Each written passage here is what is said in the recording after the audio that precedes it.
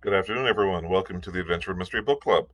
I am Bill Mallory, branch manager of the La Jolla Library. I'm so glad you could be with me and all the rest of the readers today, because today we will be concluding our reading of 20,000 Leagues Under the Sea by Jules Verne. We're going to be reading three chapters, 45, 46, and 47, and 47 is the conclusion of it. They're all very short chapters, and then at the end of that, we will be choosing our next book. So this will be a surprise to both of us. I'm not sure which book will be. What we'll do, we have three nominations, and I'm going to put the three names in a basket, and we'll just pick one, and that'll be our next title. So, but you don't get to find out what it is until after the reading. So there you go. You got to stick around.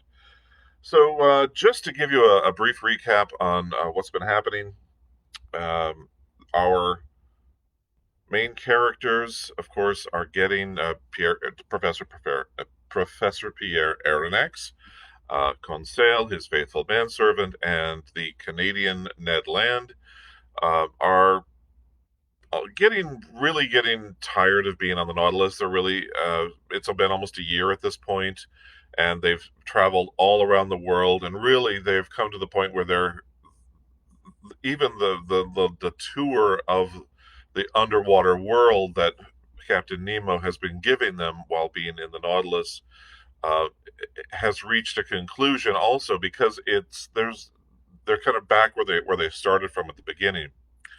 And even after seeing so many astonishing sights, they're all getting a little homesick. Professor Aronnax talks to Captain Nemo, who we see now is becoming very melancholy.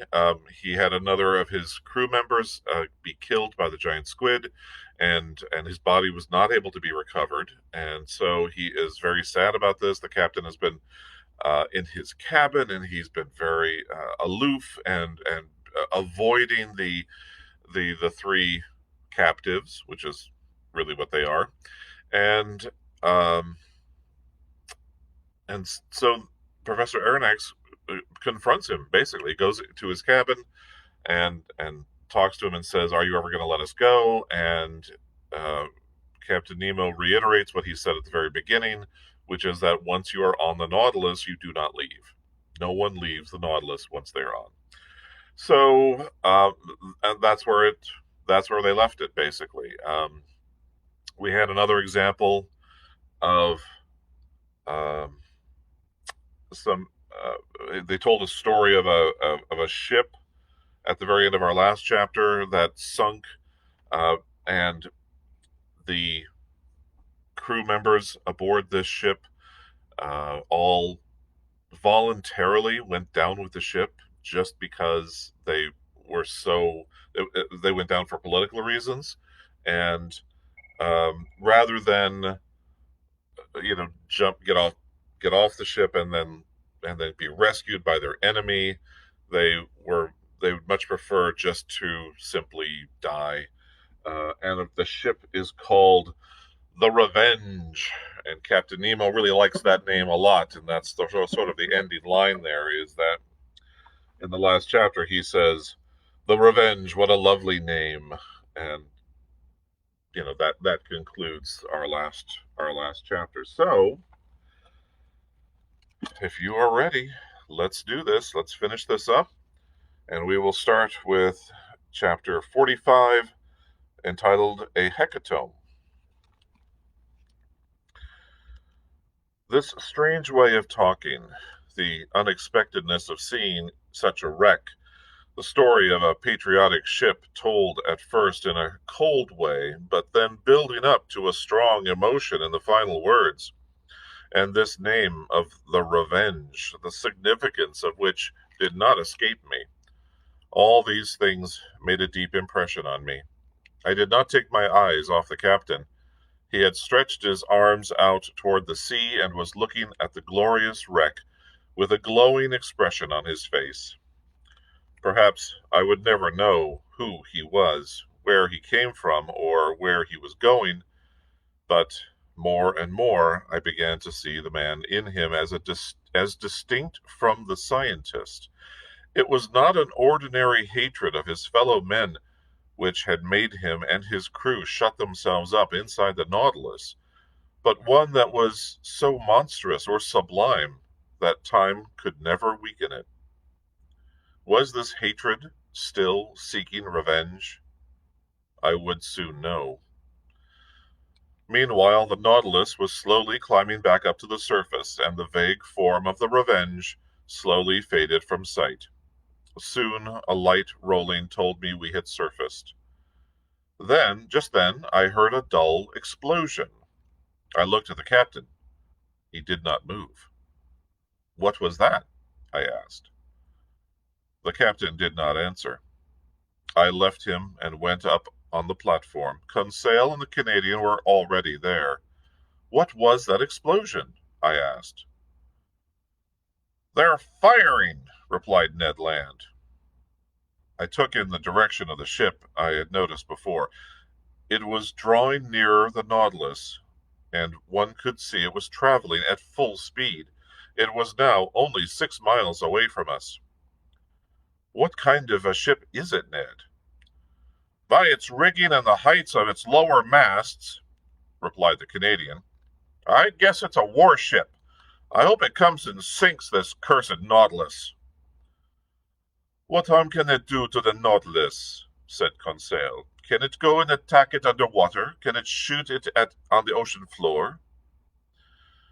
Tell me, Ned, I asked, can you see what country it belongs to?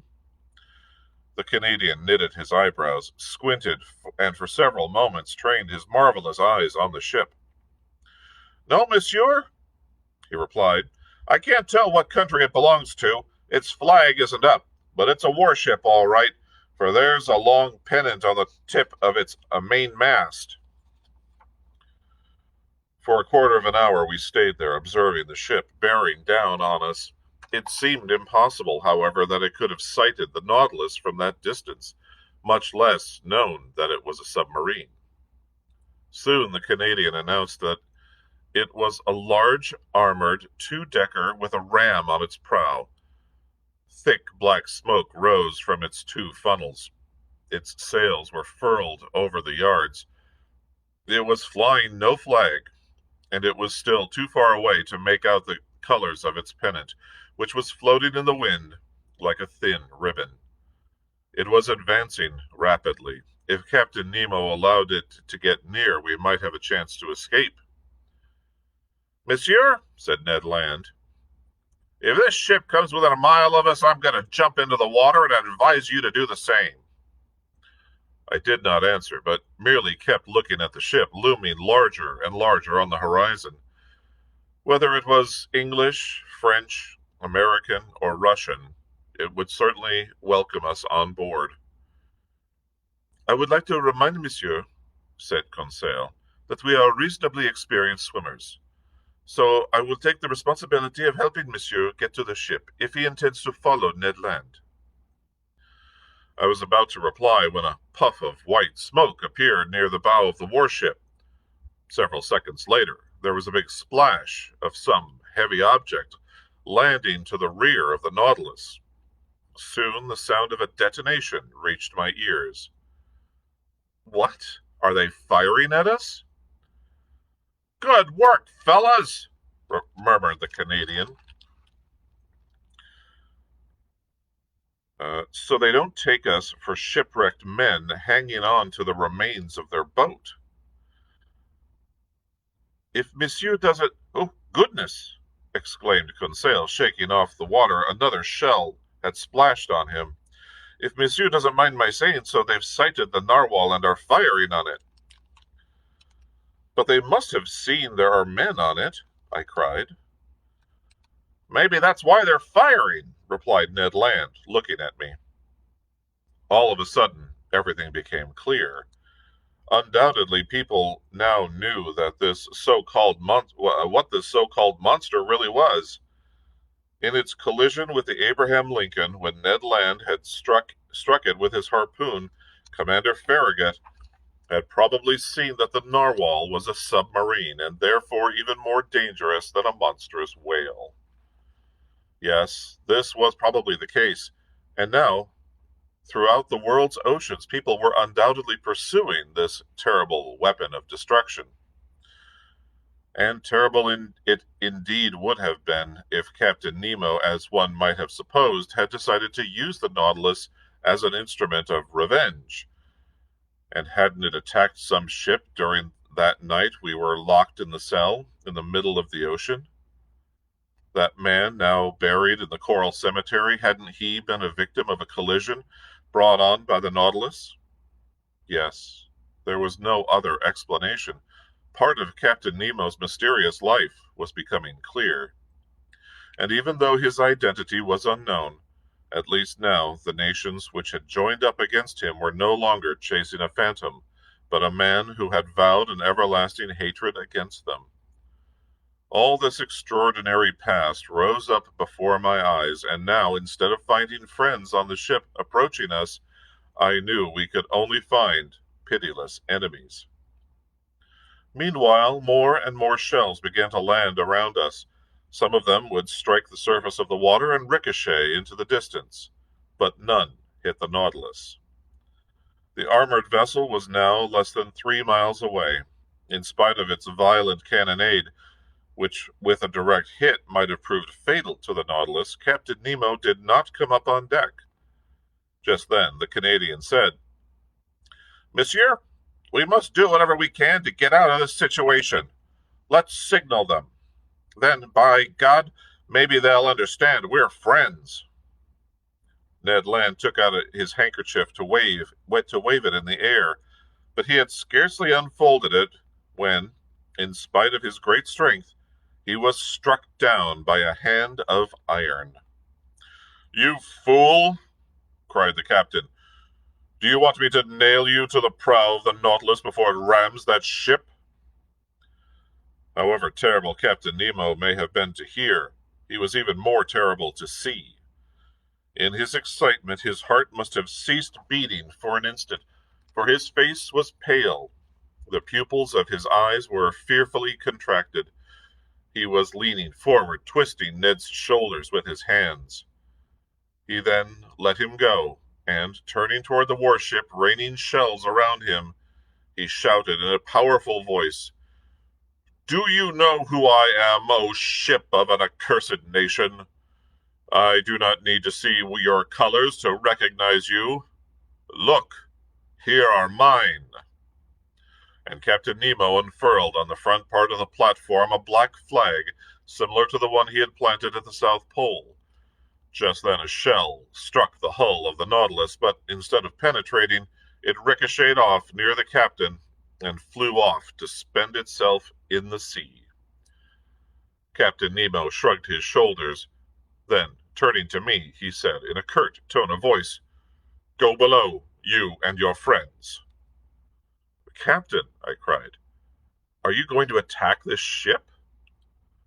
"Monsieur, I'm going to sink it." You wouldn't do that." "I certainly would," Captain Nemo answered coldly. "And don't take it into your head to judge me, monsieur. Fate has shown you what you should never have seen. They have attacked. The counterattack will be terrible. Go below." "What ship is it?" "You don't know? So much the better. Then at least its nationality will remain a secret for you. Go below." Ned, Conseil, and I could do little but obey. Captain Nemo was surrounded by 15 or so sailors, looking with implacable hatred at the vessel bearing down on them. The same need for revenge seemed to animate every one of their souls. Just as I was going below, I felt another shell graze the hull of the Nautilus, and I heard the captain shout, "Strike, mad ship! Waste your shells! You won't escape the Nautilus's spur. But you shall not perish here. I don't want your wreckage mixed with that of the Revenge."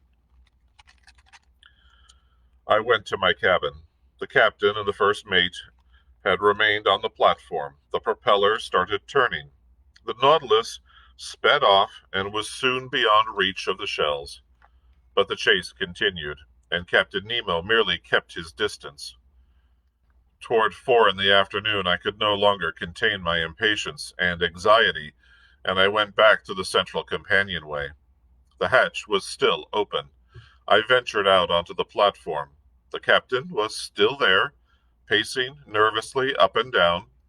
He would occasionally stop and look at the ship, which was now 5 or 6 miles to leeward.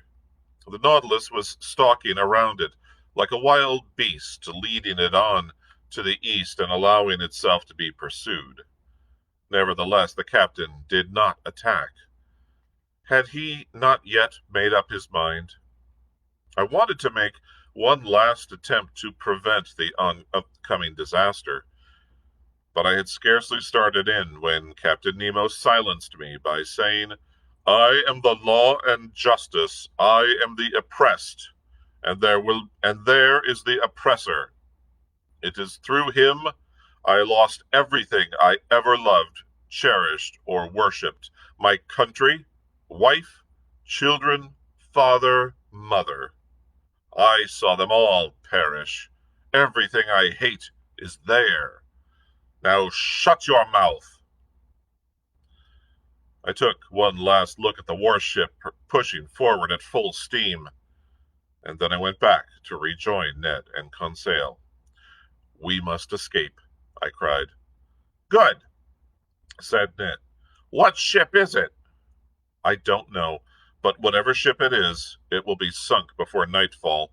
All the same, it will be better to go down with her than be accomplices to a reprisal whose fairness we have no way of judging." "I agree with you," replied Ned Land coolly. "Let's wait for nighttime." Night came. A deep silence reigned on board. The compass showed that the Nautilus had not altered its course. I could hear its propeller churning the water in a regular rhythm. It stayed on the surface and rolled gently from side to side. My companions and I resolved to escape as soon as the ship was close enough either to hear us or see us. For the moon, 3 days short of being full, was shining brightly. Once aboard the other ship, although we could not prevent the danger threatening it, we could at least do everything the circumstances would allow. Several times I thought the Nautilus was getting into position for an attack, but it was merely content to let its adversary draw near and then resume its flight. Part of the night passed without incident. We waited for our chance. We were too excited to talk very much. Ned Land wanted to jump into the sea then and there, but I made him wait. My theory was that the Nautilus would attack this two-decker on the surface, which would make escape not only possible, but easy. At 3 in the morning, I went out on deck full of anxiety. Captain Nemo was still there. He was standing in the bow near his flag, which a light breeze was unfurling over his head. His eyes did not leave the warship. The intensity with which he looked at it seemed to draw it on, hold it spellbound, and make it follow in the Nautilus's wake more surely than if it was being towed. The moon was then just passing its zenith. Jupiter was rising in the east. In the midst of this peaceful scene, with the sky and water rivaling each other in tranquility, the sea offered night's planet the most beautiful mirror that had ever reflected its image. The ship was 2 miles away from us. It had drawn nearer, always making for the glow that told it where the Nautilus was. I could see its green and red riding lights and its white navigation light hanging from the forestays. A dim glow lit up the rigging, indicating that its fires had been stoked to their utmost. Showers of sparks and burning cinders escaped from the funnels, looking like stars in the night. I stayed there till 6 in the morning without Captain Nemo's seeming to notice my presence. The ship remained 1.5 miles away, and with the first gleam of dawn, its cannonade began again. The moment could not be far off now when the Nautilus would attack its adversary, and my companions and I would leave forever this man I dared not judge. I was about to go below and tell them to get ready when the first mate, accompanied by several sailors, appeared on the platform. Captain Nemo either did not see them or did not choose to notice them. Certain operations were carried out, which might have been the Nautilus's version of clearing the decks for action. They could not have been simpler. First, the jackstay, which formed the railing around the platform, was lowered. Then the helmsman's compartment and that containing the searchlight were let down into the hull until they were flush with the top of the submarine. Now the surface of this long, steel-plated cigar had nothing whatever protruding which might have inhibited its movements. I returned to the lounge. The Nautilus was still on the surface. Several streaks of morning light filtered down through the water. When the waves took on certain specific shapes, the glass panels would be lit up by a red glow from the rising sun. This terrible day of June 2nd was beginning. At 7 o'clock, the log showed that the Nautilus was reducing its speed. I realized it was letting the other ship draw nearer. Now the sound of detonations was considerably louder. Shells churned up the surrounding water and spun into the depths with a strange hissing noise. "My friends," I said, "the time has come. Let's shake hands.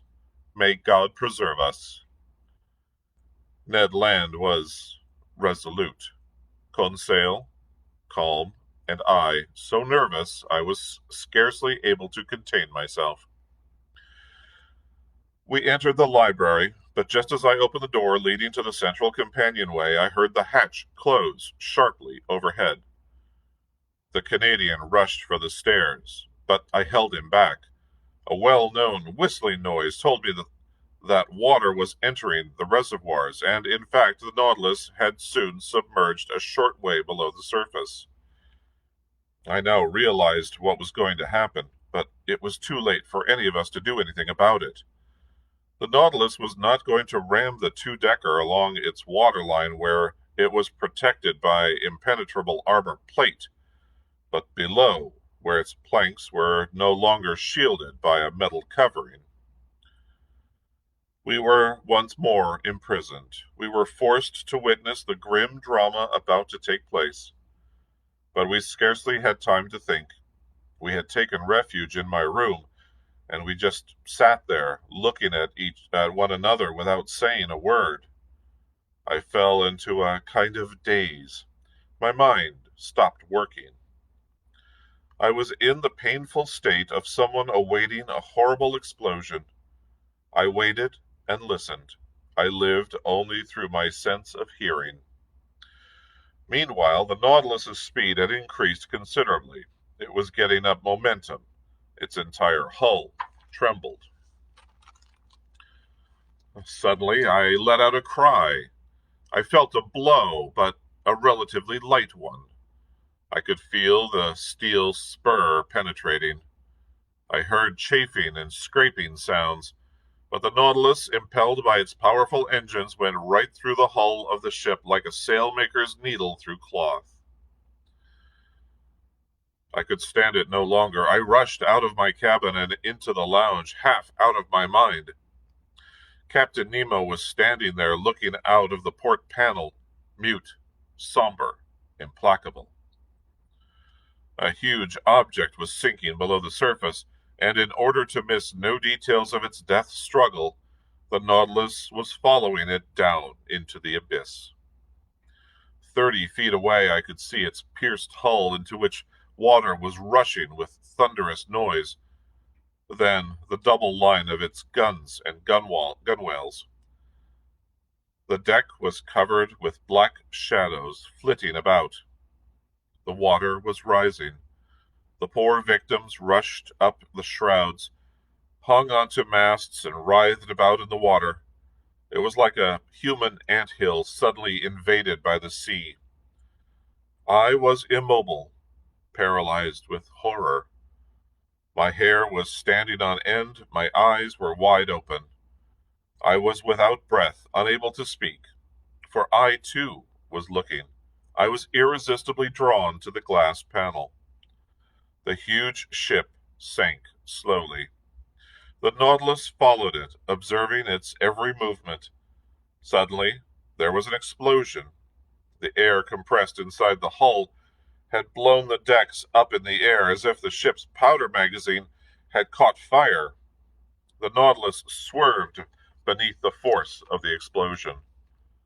Then the unfortunate ship started sinking faster. First appeared its crow's nests filled with victims, then its cross trees bending beneath the weight of all the men hanging on them, and finally the top of its mainmast. Soon its dark form disappeared, along with a whole crew of corpses sucked down by the swirling water. I turned toward Captain Nemo. This terrible dispenser of justice, veritable archangel of hatred, was still watching. When it was all over, he went toward the door of his cabin, opened it, and entered. I followed him with my eyes.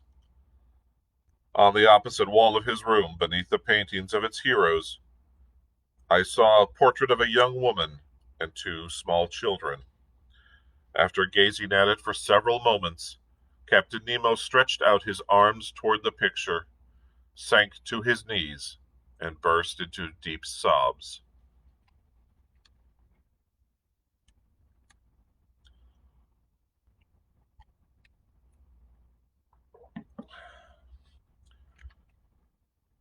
Chapter 46.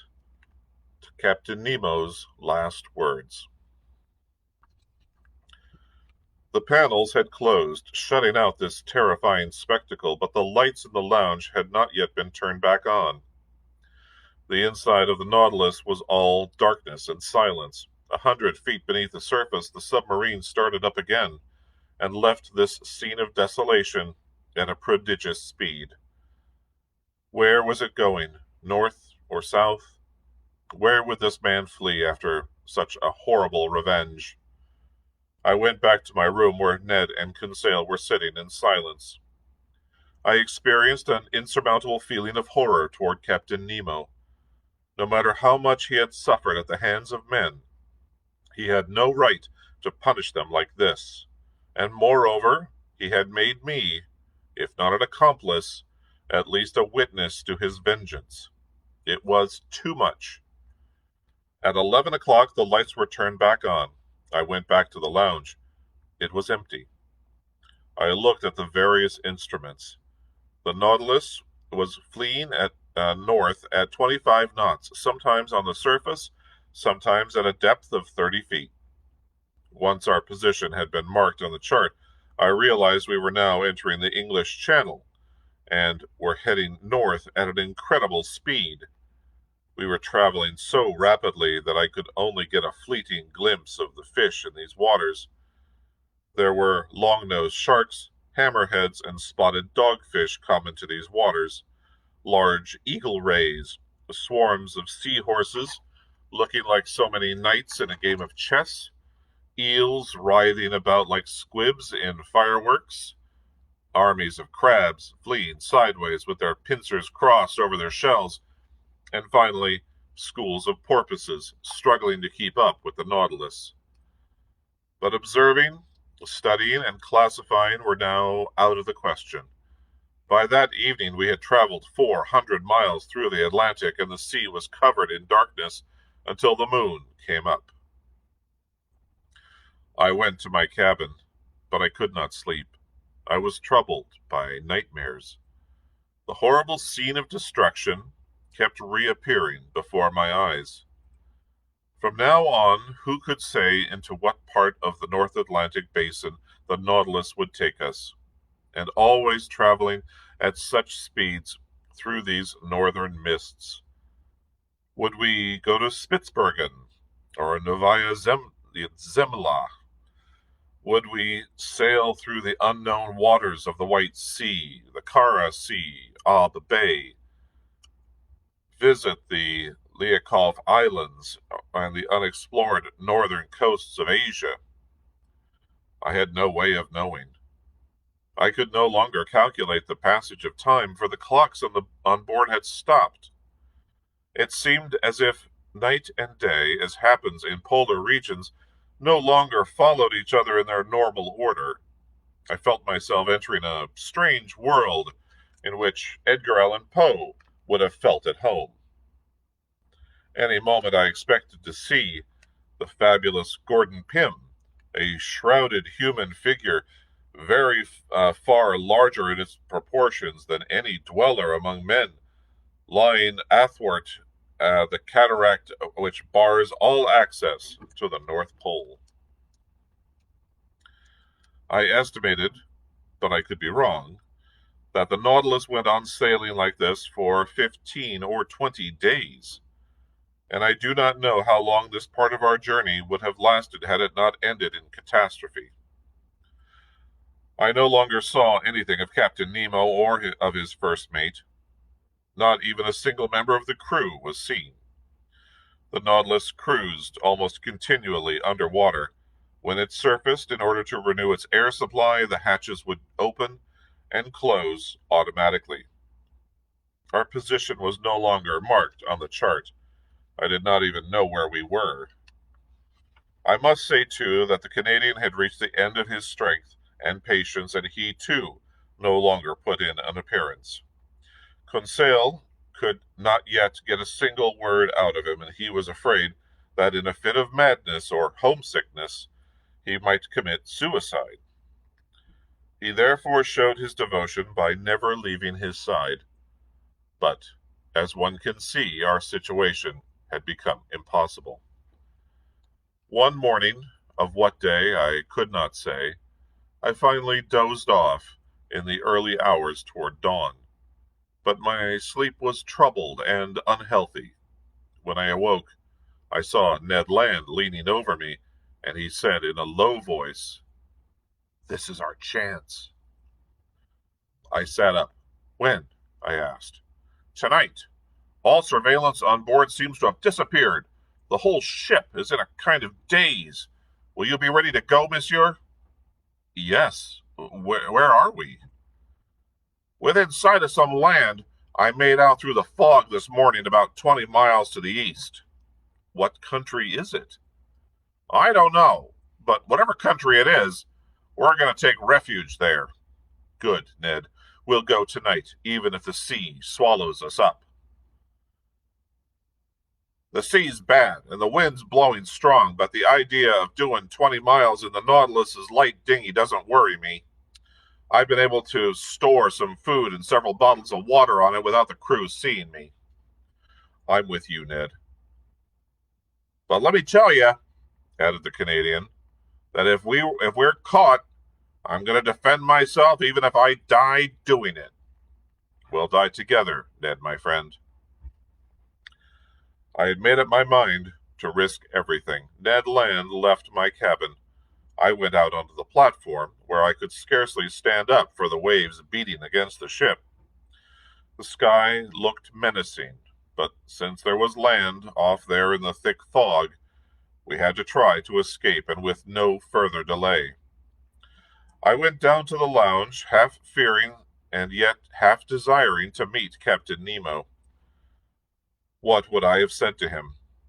Would I have been able to hide the involuntary horror I felt for him? No, it was best to avoid him, to forget him. And yet, how long that day seemed, the last I was to spend on board the Nautilus. I remained alone. Ned Land and Conseil avoided speaking to me out of fear of betraying our project. I dined at 6, but I was not hungry. However, I forced myself to eat in order to conserve my strength.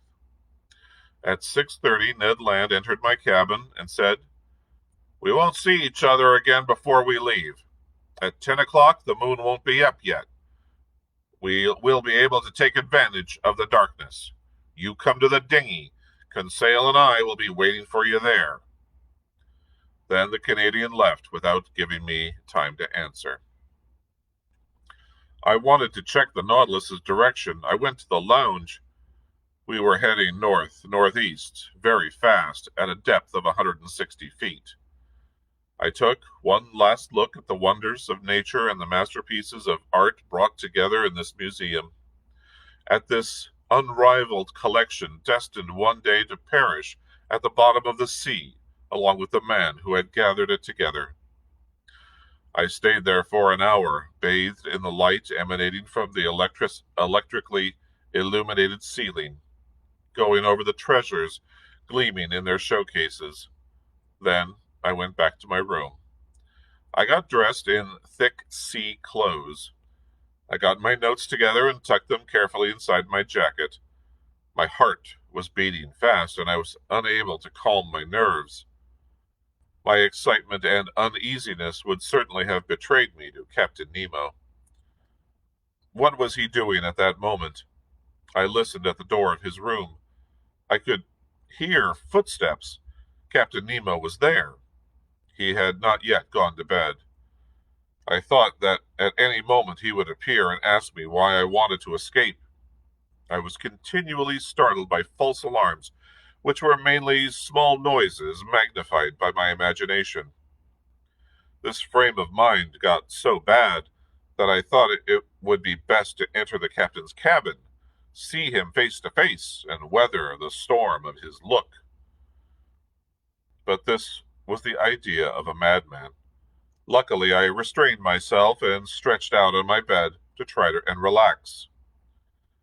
My nerves calmed down a bit, but in my still overstimulated mind, I thought back over my whole life aboard the Nautilus. All the fortunate and unfortunate incidents which had taken place, from the disappearance of the Abraham Lincoln to the underwater hunting expedition, Torres Strait, the savages of New Guinea, the running aground, the coral cemetery, the passage beneath Suez, Santorin Island, the Cretan diver, Vigo Bay, Atlantis, the Great Ice Barrier and the South Pole, the imprisonment in the ice, the fight with the squid, the storm of the Gulf Stream, the Revenge, and the grisly scene of the ship sunk with all hands.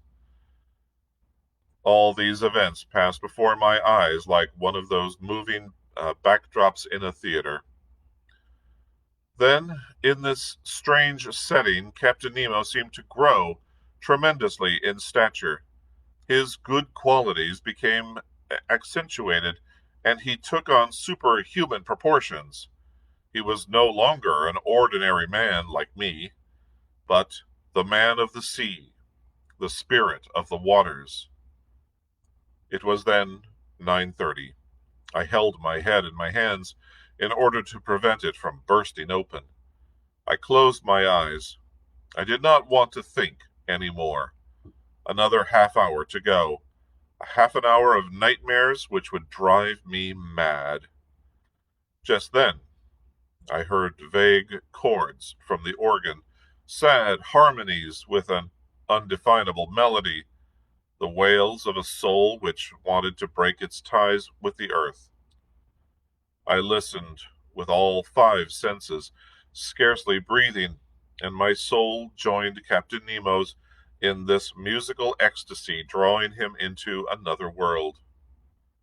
Then suddenly a terrifying thought struck me. Captain Nemo had left his room. He was in the lounge through which I had to pass in order to escape. I could not avoid meeting him one last time. He would see me and perhaps talk to me. He might annihilate me with a single gesture, or bind me to his ship with a single word. It was now almost 10. The time had come to leave my room and rejoin my companions. I could not hesitate, even if Captain Nemo barred my way. I opened the door carefully, yet its hinges seemed to creak fearfully. But perhaps this noise only existed in my imagination. I crept forward along the dark gangways of the Nautilus, stopping at every step to try and calm my pounding heart. I reached the door leading into the lounge. I opened it quietly. The lounge was plunged in darkness. Soft strains from the organ filled the room. Captain Nemo was there. He did not see me, but he seemed so absorbed in his ecstasy that even with the lights full on, he probably would not have seen me. I crept across the carpet, trying not to make the slightest sound which would betray my presence. It took me 5 minutes to reach the library door on the other side of the room. I was about to open it when a sigh from Captain Nemo rooted me to the spot. I realized he was getting up. I could even make him out in the few rays of light entering from the library. He came silently toward me with his arms crossed. He was gliding like a ghost rather than walking. His chest was heaving with sobs. I heard him murmur these words, the last I ever heard from him. Almighty God, enough! Enough! Was it remorse escaping from this man's conscience? I rushed into the library in a state of desperation. I climbed the central companionway, went along the upper gangway, and arrived at the dinghy. I climbed through the hatch and found my two companions already inside. Let's go, let's go, I cried. We're ready, replied the Canadian. Ned Land had brought along a wrench, and first he closed and bolted the hatch in the hull of the Nautilus. Then, after shutting the other hatch in the dinghy, the Canadian started to unfasten the bolts still holding us to the submarine. Suddenly, we heard a noise inside the Nautilus. There were voices talking excitedly. What was it? Had someone discovered our escape? I felt Ned Land slip a dagger into my hand. Don't worry, I murmured. We will know how to die. The Canadian had stopped undoing the bolts, but one word, 20 times repeated, told me what was causing all the disturbance aboard the Nautilus. It was not us causing the excitement among the crew. The Maelstrom! The Maelstrom! They cried. The Maelstrom. In the midst of our terrifying situation, could a more frightening word have reached our ears? Were we in those dangerous waters off the coast of Norway? Was the Nautilus being dragged down into this abyss, just as our dinghy was about to float free from its flanks?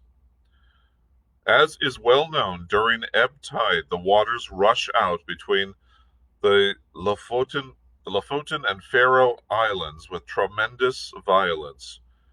There they form a whirlpool from which no ship has ever been able to escape. Monstrous waves converge from all points of the horizon. They form in this chasm so justly called the navel of the ocean. It can pull things in from a distance of 10 miles and drag down not only ships and whales, but even polar bears from farther north. And the Nautilus, unintentionally, or perhaps even intentionally, had gotten into this whirlpool. It started spinning around in smaller and smaller circles, and the dinghy, still fastened to the hull, was carried around with it at a breakneck speed. I could feel us whirling around, and it made me dizzy and sick to my stomach. We were in a state of terror that cannot be imagined. Our circulation stopped, our nerves became dead, and our bodies broke out in a cold sweat as if we were at death's door. And what a din there was around our frail dinghy! What roars echoed back from a distance of several miles! What a noise the water made as it dashed against the sharp rocks on the ocean floor! There were the hardest objects are there where the hardest objects are shattered, and tree trunks are worn down until they look like fur, as the Norwegians put it. What a predicament! We were being horribly tossed about. The Nautilus was struggling as if it were a human being fighting for its life. Its muscles of steel cracked. Sometimes it would stand up straight on end, and us with it.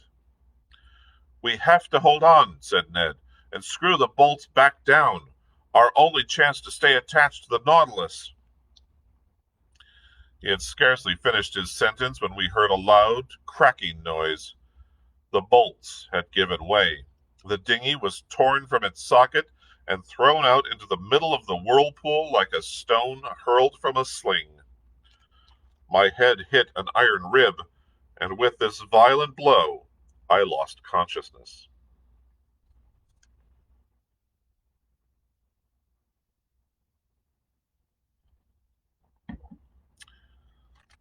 Chapter 47. Conclusion. Thus ended this voyage beneath the seas. What happened that night, how the dinghy escaped the powerful currents of the Maelstrom, and how Ned Land, Conseil, and I came out of that chasm alive, I cannot say. But when I regained consciousness, I was lying in a fisherman's cottage on one of the Lofoten Islands. My two companions, safe and sound, were sitting next to me, holding me by the hand. We embraced each other with great emotion. For the moment, it is impossible to get back to France. Means of transportation between northern Norway and the south are scarce. I have to wait for the steamboat which sails twice a month from North Cape. It is here, therefore, among these good people who took us in, that I have gone over the story of our adventures. I have told this story accurately. Nothing has been omitted, nothing exaggerated. It is a faithful account of our unlikely journey beneath an element till now inaccessible to man, but which progress will undoubtedly one day reveal to him. Will people believe me? I do not know, but it makes little difference. No one, at least, can deny me the right to talk about these seas beneath which, in less than 10 months, I have traveled 20,000 leagues, or to describe the many wonders I have seen in the Pacific Ocean, the Indian Ocean, the Red Sea, the Mediterranean, the Atlantic, the Antarctic, and northern waters. But what happened to the Nautilus? Did it escape the powerful grip of the Maelstrom? Is Captain Nemo still alive? Is he continuing his terrible work of revenge, or did he stop after his last slaughter? Will the seas one day wash up the manuscript containing his life story? Will I ever find out this man's name? Will the nationality of the ship he sank give me a clue to his own nationality? I hope so. I also hope that his powerful vessel conquered the sea in its most terrible of chasms, and that the Nautilus has survived where so many ships have perished. If it has, and if Captain Nemo still inhabits the ocean, the country of his adoption, then may the hatred be appeased in his savage heart. May the judge disappear and the scientist continue his peaceful exploration of the seas. However strange his destiny may be, it is also sublime. I myself have understood that much. Did I not also live this unnatural life for 10 months? Thus, to that question asked 6,000 years ago by Ecclesiastes, that which is far off and exceedingly deep, who can find it out? Only two men now have the right to answer, Captain Nemo and myself. The end. And there we go. That is our conclusion for 20,000 Leagues Under the Sea. If you've been with me this entire time, I appreciate that. Thank you so much for joining and being part of the Adventure and Mystery Book Club. I hope you will continue as we go forward and continue to read more titles. And along those lines, let's find out what we'll do. We have had 3 nominations. If anyone nominated anything in the last hour while I was reading, sorry I can't see it. So we'll just go with the 3 that were there before we started, and they were 39 Steps by James Buchanan. I'm not aware of that book myself, but as I'm folding these into a small little thing, but it certainly fits. It's in public domain, and it is available on Project Gutenberg, as are all of these. Another nomination was Treasure Island. So we will put that in as I fold this up into a tiny little square. And Frankenstein. So fold that one up also. And those are our 3 nominations. We have them in our basket here, if you can see. And now I'm going to shake this around, and we'll rustle this around and see what we do.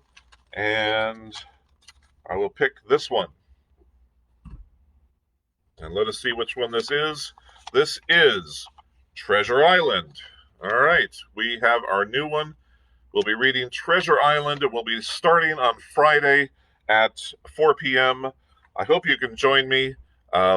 Take a look at the Project Gutenberg. We'll update the information on the website and on the city's website as well. And there it is, Treasure Island. I will try, but I cannot guarantee that I may do a very ridiculous pirate voice. Listen, I'm telling you right now, I'm warning you, this may happen. And also, this will probably take us through to Talk Like a Pirate Day, which is September 19th. It is on Saturday this year. So, we may do something special for the Friday reading at 4. We'll see. We'll see what happens. No guarantees, but we'll kind of see what happens. Treasure Island, Robert Louis Stevenson will start this on Friday. Thank you very much for being here. We'll see you again in 2 days. Bye, everyone.